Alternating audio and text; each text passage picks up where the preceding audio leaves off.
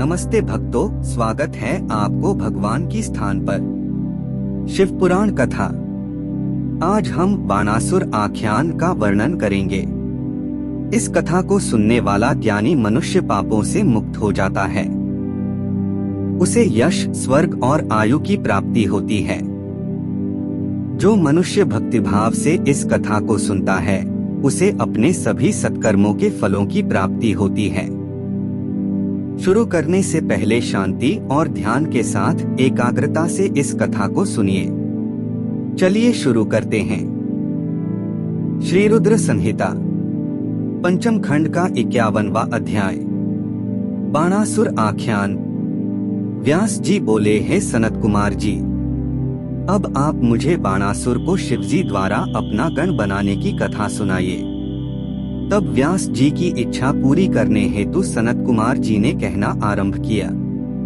वे बोले, हैं महामुने, जैसा कि आप जानते ही हैं कि ब्रह्मा जी के ज्येष्ठ पुत्र वे मरीचि हैं और उनके पुत्र महामुनि कश्यप भी ब्रह्मा जी के परम भक्त थे। उन कश्यप मुनि की 13 सुंदर और सुशील कन्याएं हुई, जिसमें सबसे बड़ी का नाम दिति था। दिति के ही बड़े पुत्र का नाम हिरण्यकशिपु और छोटे पुत्र का नाम हिरण्याक्ष था। दिति के दोनों ही पुत्र महाबली, वीर और पराक्रमी थे। हिरण्यकशिपु को विवाह के उपरांत व्याहाद, अनुभाद, सभाद और प्रहलाद नामक 4 पुत्र प्राप्त हुए। उनमें सबसे छोटा प्रहलाद भगवान विष्णु का परम भक्त था, जिसको कोई भी दैत्य पराजित नहीं कर सका था। उसी का पुत्र विरोचना बहुत बड़ा दानी था। उसने देवराज इंद्र को दान में अपना सिर काटकर दे दिया था। उसका पुत्र बलि भी महान दानी और भगवान शिव का परम भक्त था। बलि ने वामन रूप धारण कर आए भगवान विष्णु को अपनी सारी भूमि दान में दे दी थी। बलि का पुत्र औरस भी भगवान शिव का परम भक्त था। वह उदार, बुद्धिमान, सत्यनिष्ठ और दानी था। उस असुर ने अनेकों राज्यों को जीतकर अपने साम्राज्य का विस्तार किया था। यही नहीं, उसने त्रिलोक के अधिपतियों पर भी बलपूर्वक अपना अधिकार स्थापित कर लिया था।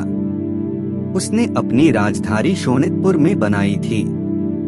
वही औरस, जो कि महाराज बलि का पुत्र था, बाणासुर नाम से विख्यात हुआ था। उसके राज्य में सारी प्रजा खुश थी, परंतु देवताओं का वह घोर शत्रु था।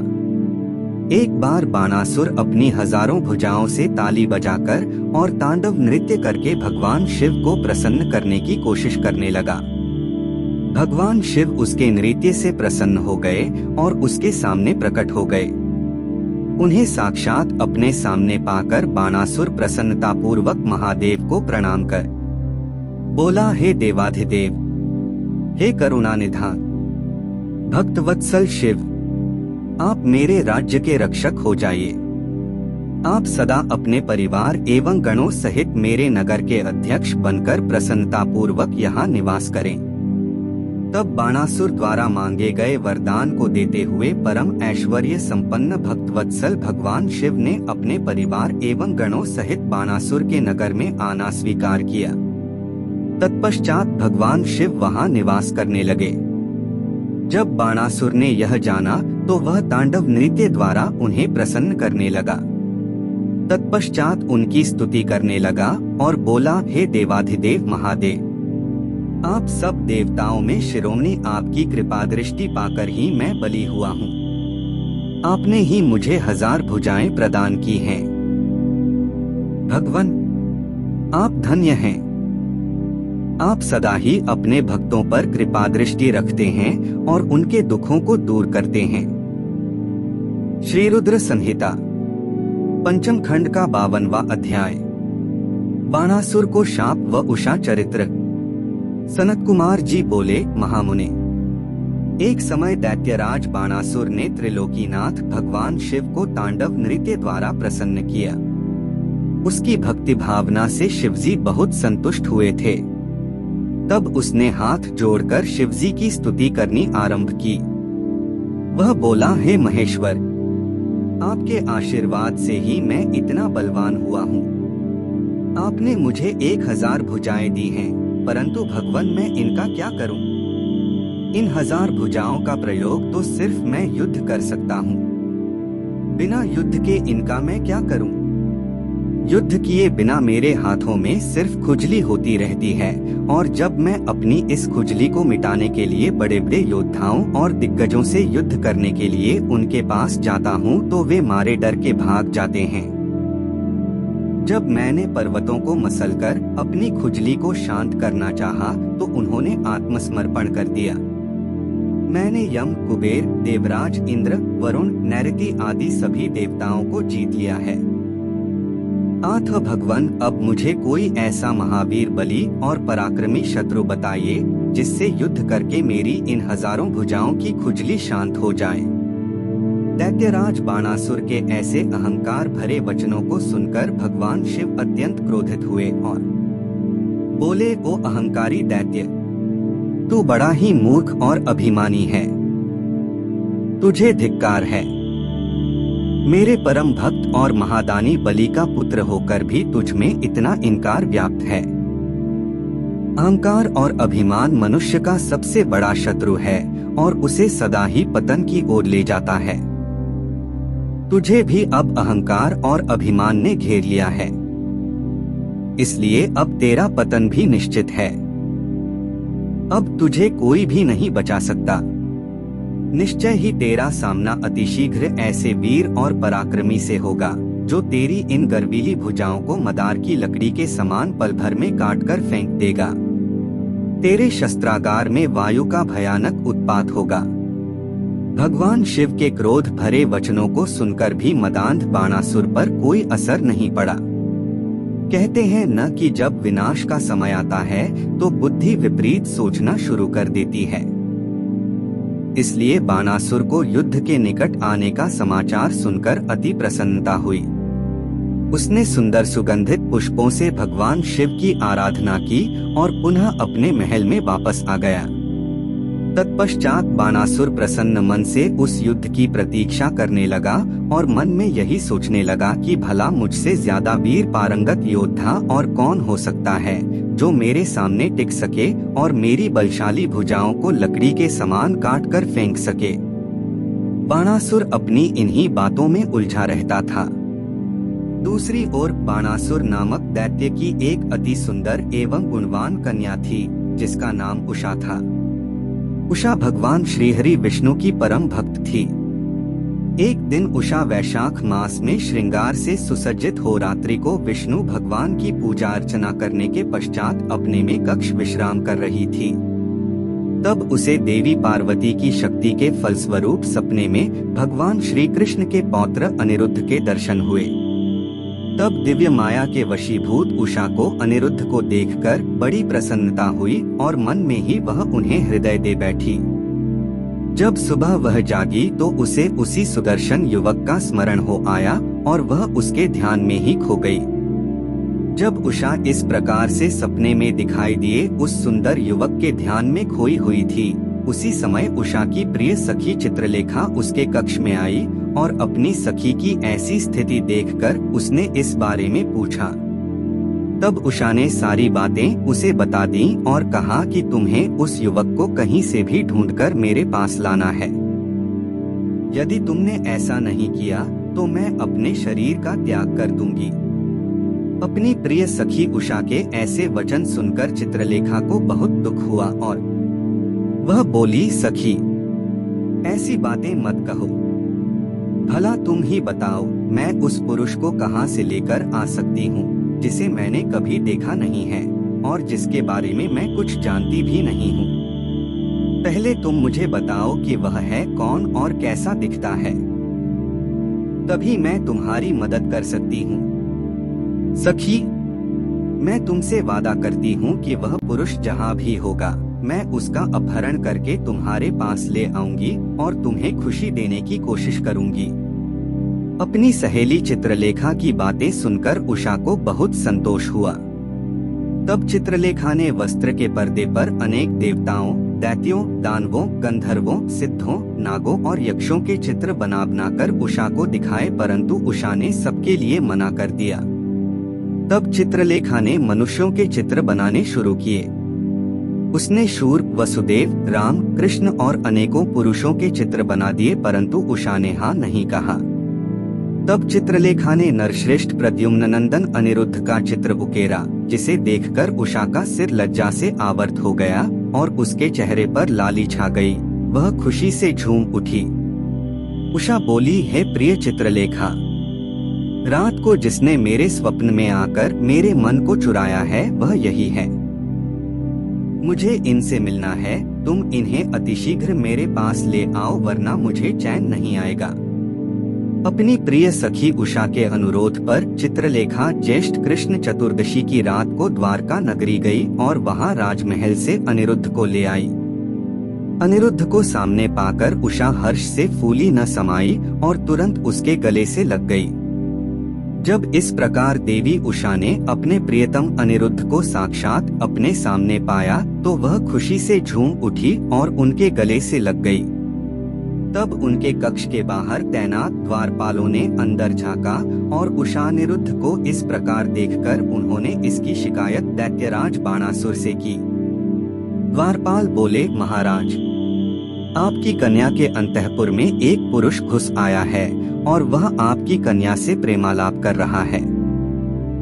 महाराज, आप वहां चलिए और देखिए कि वह कौन है। आपकी आज्ञा होने पर ही हम सब मिलकर उसे उसकी धृष्टता का दंड देंगे। इस प्रकार द्वारपालों से अपनी कन्या के विषय में सुनकर दैत्यराज बाणासुर को बहुत क्रोध आया और उसे आश्चर्य भी हुआ। वह तत्काल उनके साथ चलने को तैयार हो गया। श्री रुद्र संहिता पंचम खंड का 53वां अध्याय। अनिरुद्ध को बाण द्वारा नागपाश में बांधना तथा दुर्गा की कृपा से उसका मुक्त होना।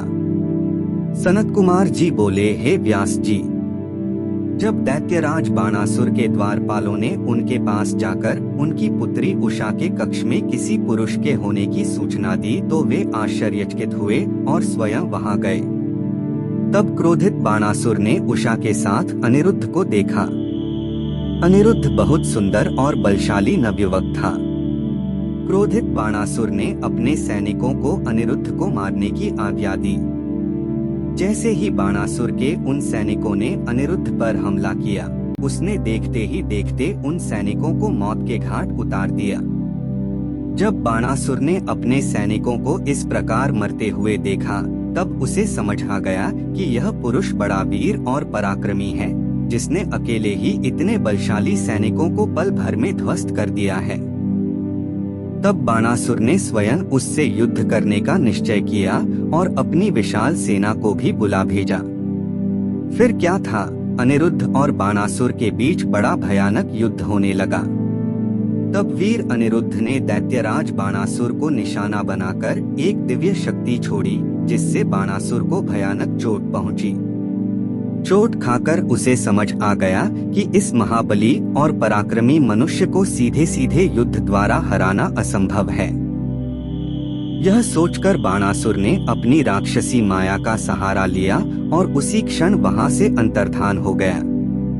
एकदम अचानक से जब दैत्यराज सामने से गायब हो गया तो अनिरुद्ध को बहुत आश्चर्य हुआ। वह घूम घूम कर इधर उधर बाणासुर को तलाश कर ही रहा था कि बाणासुर ने छलपूर्वक अनिरुद्ध को नागपाश में बांध दिया और अपने सैनिकों को आदेश दिया कि इसे ले जाकर किसी अंधे कुएं में धकेल दो, ताकि यह जिंदा ही न बचे। अपने स्वामी दैत्यराज बाणासुर का आदेश सुनकर कुंभांड बोला, हे दैत्येंद्र, युद्ध और पराक्रम में तो यह भगवान विष्णु के समान है और साहस में शशिमौली के समान है। इस प्रकार से नागपाश में बंधकर भी यह डर नहीं रहा है और पुरुषार्थ की बातें कर रहा है। फिर वह अनिरुद्ध से बोला, ऐ मूर्ख बालक, तू महाबली दैत्यराज बाणासुर से अपनी समानता क्यों करता है?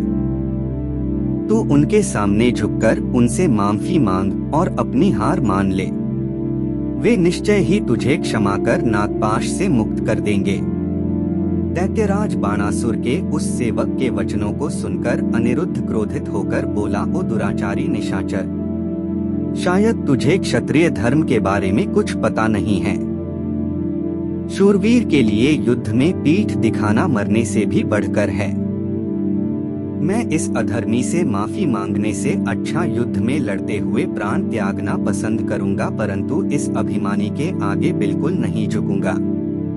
यह सुनकर दैत्येंद्र बाणासुर का क्रोध 7वें आसमान पर जा चढ़ा। इससे पूर्व कि वह कुछ करता आकाशवाणी हुई, बाणासुर, तुम भगवान शिव के परम भक्त और महाराज बलि के पुत्र हो। तुम्हें इस प्रकार क्रोध करना शोभा नहीं देता। तुम जानते हो कि भगवान शिव सत्वगुण, रजोगुण और तमोगुण का आश्रय लेकर ब्रह्मा, विष्णु और महेश के रूप में सृष्टि, भरण पोषण और संहार करते हैं। वे अंतर्यामी और सबके ईश्वर हैं। भगवान अनेक लीलाओं के रचयिता हैं और गर्व को चूर कर देते हैं। वे तुम्हारे गर्व को भी चकनाचूर कर देंगे। आकाशवाणी सुनकर बाणासुर ने अनिरुद्ध का वध करने का विचार छोड़ दिया और अनिरुद्ध को जेल में छोड़कर चला गया। नागपाश में बंधे हुए अनिरुद्ध को बड़ा कष्ट हो रहा था। उसने दोनों हाथ जोड़कर कल्याण स्वरूपा माँ जगदम्बा देवी दुर्गा का स्मरण कर उनकी आराधना आरंभ कर दी। अनिरुद्ध बोला, हे माता, आप अपने शरणागतों की रक्षा करने वाली तथा उन्हें यश प्रदान करने वाली हैं। देवी, मैं नागपाश में बंधा हूँ और नागों के जहर की ज्वाला मुझे जला रही है। हे माता, मेरी रक्षा कीजिए। अनिरुद्ध की इस प्रकार अनुरोध भरी विनम्र प्रार्थना सुनकर देवी कालिका वहां प्रकट हो गईं और उन्होंने अपने जोरदार मुक्कों के प्रहार से पल भर में ही उसे नागपाश से मुक्त कर दिया तथा अंतर्धान हो गईं। नागपाश से मुक्त होते ही अनिरुद्ध को अपनी प्रिया उषा की याद सताने लगी और वह पुनः देवी उषा के पास चला गया। उषा अनिरुद्ध को देखकर बहुत प्रसन्न हुई और उसके गले लग गई। तब वे दोनों सुखपूर्वक विहार करने लगे। श्री रुद्र संहिता पंचम खंड का 54वां अध्याय। श्री कृष्ण द्वारा राक्षस सेना का संहार। महर्षि व्यास बोले, हे मुनिश्रेष्ठ सनत कुमार जी, जब कुष्मांड नामक दैत्य की पुत्री और उषा की सखी चित्रलेखा ने श्री कृष्ण की नगरी द्वारका जाकर वहां से सोते हुए उनके पोते अनिरुद्ध का अपहरण कर लिया, तब श्री कृष्ण ने क्या किया, इससे आगे की कथा से मुझे अवगत कराइए। महर्षि व्यास के इस विनम्र आग्रह को सुनकर ब्रह्मापुत्र सनत कुमार जी बोले, हे व्यास जी, जब चित्रलेखा रात्रि के समय सोते हुए कुमार अनिरुद्ध को उठाकर ले गई और वहां सुबह द्वारका में जब अनिरुद्ध अपने कक्ष में न दिखाई दिए तो उनकी तलाश आरंभ की गई, परंतु वे जब द्वारका में थे ही नहीं तो मिलते कहां से। जब अनिरुद्ध की माता आदि अन्य स्त्रियों को यह पता चला कि कुमार अनिरुद्ध अपने महल से गायब हैं, तो वहां रोना पीटना मच गया। सब स्त्रियां रो रो कर श्री कृष्ण से अनिरुद्ध को ढूंढकर ले आने की प्रार्थना कर रही थीं। श्री कृष्ण भी बड़े परेशान थे कि आखिर अनिरुद्ध महल से गायब कहाँ हो गया। तभी वहां भगवान श्री कृष्ण के राजमहल में देवर्षि नारद का आगमन हुआ। नारद ने भगवान श्री कृष्ण को चिंतित देखा तो अपनी आदत के अनुसार सारी बातें उन्हें बता दी। सब कुछ जानकर भगवान श्री कृष्ण ने अपनी अक्षौहिणी सेना के साथ दैत्यराज बाणासुर की राजधानी शोणितपुर पर चढ़ाई कर दी। प्रद्युम्न, युयुधान, सांब, सारण, नंद, उपनंद, बलभद्र और कृष्ण के सभी अनुवर्ती इस युद्ध में उनके साथ थे। जब इस प्रकार भक्त वत्सल भगवान शिव ने अपने परम भक्त बाणासुर पर संकट को आते देखा तो वे स्वयं श्री कृष्ण से युद्ध करने के लिए आगे आ गए, क्योंकि शिवजी सदा ही अपने भक्तों के अधीन रहते हैं। तब भगवान शिव और श्री कृष्ण की सेना में बड़ा भयानक युद्ध आरंभ हो गया। दोनों सेनाएं एक दूसरे पर विविध दिव्यास्त्रों का प्रयोग कर रही थीं। दोनों में से कोई भी सेना हार मानने को तैयार नहीं थी। तब भगवान श्री कृष्ण स्वयं देवाधिदेव भगवान शिव के पास गए और हाथ जोड़कर उन्हें प्रणाम कर उनकी स्तुति करने लगे। श्री कृष्ण बोले, हे देवाधिदेव, हे भक्त वत्सल, हे करुणानिधान भगवान शिव, आप सब प्रकार के गुणों से प्रकाशित हैं और अपने दुखों में डूबे हुए भक्तों को दुखों के सागर से उबारते हैं। भगवान, आज आप क्यों इस संसार की माया में लिप्त हो रहे हैं? प्रभु, यह तो आपके आदेश के अनुसार ही हो रहा है। पूर्व में आपने ही गर्व से भरे दैत्यराज बाणासुर को शाप दिया था कि उसकी 1000 भुजाओं का नाश शीघ्र ही होगा। इस समय मैं तो आपके उसी शाप को फलीभूत करने के लिए ही आया हूँ। इसलिए आप अपनी आज्ञा प्रदान करें और शाप को पूरा होने दें। श्री कृष्ण के इस प्रकार के वचन सुनकर देवाधिदेव भगवान शिव बोले, तात, आप सही कह रहे हैं, परंतु आप तो जानते ही हैं कि मैं सदा अपने ही भक्तों के वश में रहता हूँ। इसलिए अपने भक्त बाणासुर की रक्षा करने के लिए ही मैं आपसे युद्ध करने को उद्यत हुआ हूँ। आपको भी अपना कार्य पूर्ण करना है और शाप को भी पूरा करना है। इसलिए दैत्यराज बाणासुर से युद्ध करने से पहले आप मुझे जृंभणास्त्र नामक शस्त्र द्वारा जिंघण कर दीजिए, फिर अपने कार्य को पूरा कीजिएगा।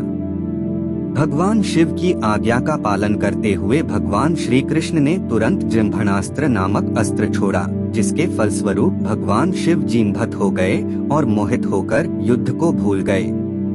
तब भगवान श्री कृष्ण खड्ग, गदा और रिष्टि आदि अस्त्रों से दैत्यराज बाणासुर की विशाल सेना का संहार करने लगे।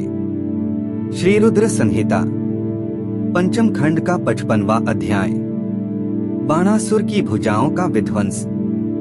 व्यास जी ने सनत कुमार जी से पूछा, हे ब्रह्मापुत्र सनत कुमार जी, जब भगवान शिव को श्री कृष्ण ने जृंभणास्त्र से मोहित कर दिया, तब वहां उस युद्ध में क्या हुआ? सनत कुमार ने बताया, व्यास जी, जब युद्ध भूमि में श्री कृष्ण ने जृंभणास्त्र का प्रयोग किया तो देवाधिदेव भगवान शिव अपने शिवगणों सहित मोहित हो गए और संग्राम भूमि में ही सो गए। तब दैत्यराज बाणासुर अपने रथ पर बैठकर श्री कृष्ण से युद्ध करने के लिए आया।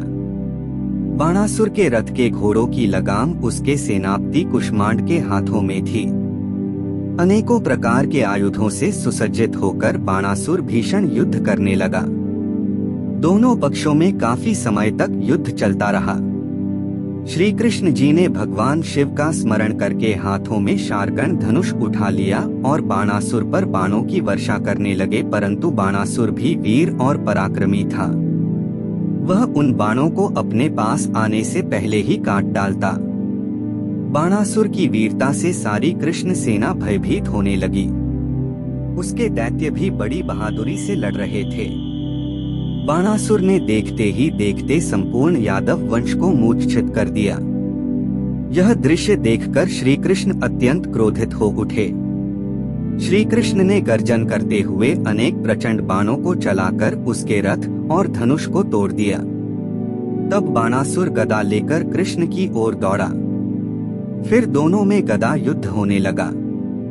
बाणासुर ने श्री कृष्ण पर गदा का भीषण प्रहार किया, जिससे वे एक पल के लिए धरती पर गिर पड़े, परंतु अगले ही क्षण उठकर पूरे वेग के साथ दैत्येंद्र से युद्ध करने लगे। उन दोनों के बीच इसी प्रकार भीषण युद्ध चलता रहा। तब एक दिन भगवान श्री कृष्ण बहुत क्रोधित हुए और उन्होंने मन में भगवान शिव का स्मरण करके हाथों में परम दिव्य सुदर्शन चक्र उठा लिया और दैत्यराज बाणासुर की भुजाएं लकड़ी की तरह काट डाली। अब बाणासुर की केवल 4 भुजाएं ही शेष थीं। तब क्रोधित श्री कृष्ण ने सुदर्शन चक्र द्वारा ही बाणासुर का सिर काटना चाहा। उसी समय भगवान शिव मोहनिद्रा से जाग गए और बोले, हे देवकी नंदन, आप तो सदा ही मेरी आज्ञा का पालन करते हैं। मैंने आपको बाणासुर की भुजाओं को काटने की ही आज्ञा दी थी। यह मैंने अपने इस भक्त के गर्व को तोड़ने के लिए किया था। अपने भक्तों की सदा रक्षा करना मेरा धर्म है। इसलिए आप बाणासुर के वध की इच्छा त्याग दीजिए और अपनी शत्रुता को भूल जाइए। बाणासुर की पुत्री उषा और आपके पौत्र अनिरुद्ध एक दूसरे के होकर जीना चाहते हैं। इसलिए उन दोनों को विवाह के पवित्र बंधन में बांधकर आप अपने साथ द्वारका ले जाइए। यह कहकर भगवान शिव ने बाणासुर और श्री कृष्ण में मित्रता करा दी और स्वयं वहां से अंतर्धान होकर शिवलोक को चले गए। तब बाणासुर श्री कृष्ण को आदर सहित अपने महल में ले गया और वहां उनका बहुत आदर सत्कार किया।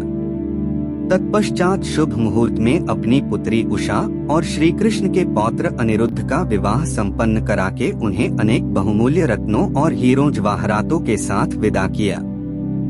धन्यवाद भक्तों, अब यह कथा यहीं पे समाप्त करते हैं। अगले एपिसोड के लिए चैनल को सब्सक्राइब कर लीजिए ताकि आप हमारे आने वाले रोमांचक वीडियो से अपडेट रह सकें इस धार्मिक यात्रा में साथ चलने के लिए।